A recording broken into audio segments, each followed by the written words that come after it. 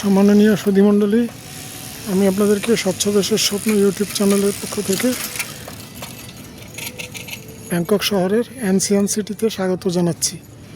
এখানে তাদের ঐতিহ্যবাহী বিভিন্ন দেশের যত সাংস্কৃতিক যত ঐতিহ্য আছে সবগুলিরই রেপ্লিকা এখানে আছে। বিশাল বড় এরিয়া নিয়ে এখানে একটা অংশ একটু দেখাচ্ছি আপনাকে, কত সুন্দর পরিপাটি করে রাখা, বিশাল বড় এরিয়া। গাড়িতে ঘুরেও মানে কয়েক ঘন্টা লাগবে এটা সবটা ঘুরে দেখতে গেলে। এখানে দেখেন, এই যে দেখেন এখানে ঘাস, এই জায়গাটা এই যে গোল একটা চত্বর, ঘাস এবং বিভিন্ন স্থাপনাগুলি আমি আপনাকে দূরের থেকে দেখাচ্ছি। একটু একটু চারপাশে একটু দেখাচ্ছি যে কীরকম করে পরিপাটি করে বানানো আছে সব জিনিস। কাজ চলছে প্রতি মুহূর্তে এবং সব জায়গায় মিলেই লেক, সব জায়গাতেই এই যে লেক চারদিকেই ঘুরছে, লেকের মধ্যে মাছ।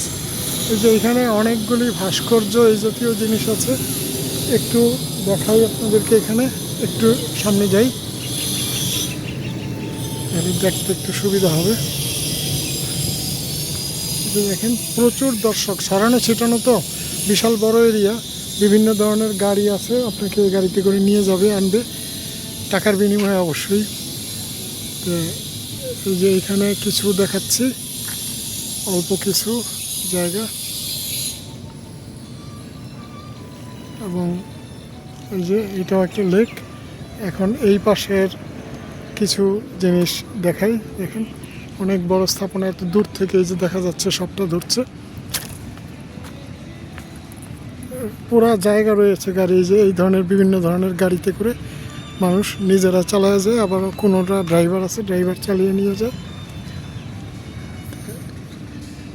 আপনারা এখানে আসলে, ব্যাংককে আসলে এটা একদিন দেখে যাবেন, কয়েক ঘন্টা সুন্দর পরিচ্ছন্ন পরিবেশে, শৈল্পিক পরিবেশে এবং ফুলে ভর্তি বিভিন্ন জায়গায় পাতাবাহার আর ফুলের যে কত সৌন্দর্য এখানেও আপনারা দেখতে পাচ্ছেন। যে এইগুলি বড় বড় টবের মধ্যে ওই যে সব মানে পানিতে যে ফুল ফুটে, পদ্ম, শাপলা এই জাতীয় দেওয়া আছে।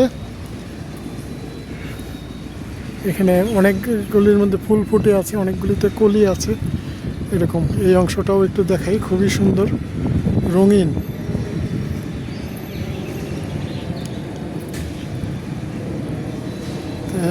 এখানে যারা আসে তারাও এরকম সচেতন, কেউ কোনো ময়লা বাইরে ফেলে না।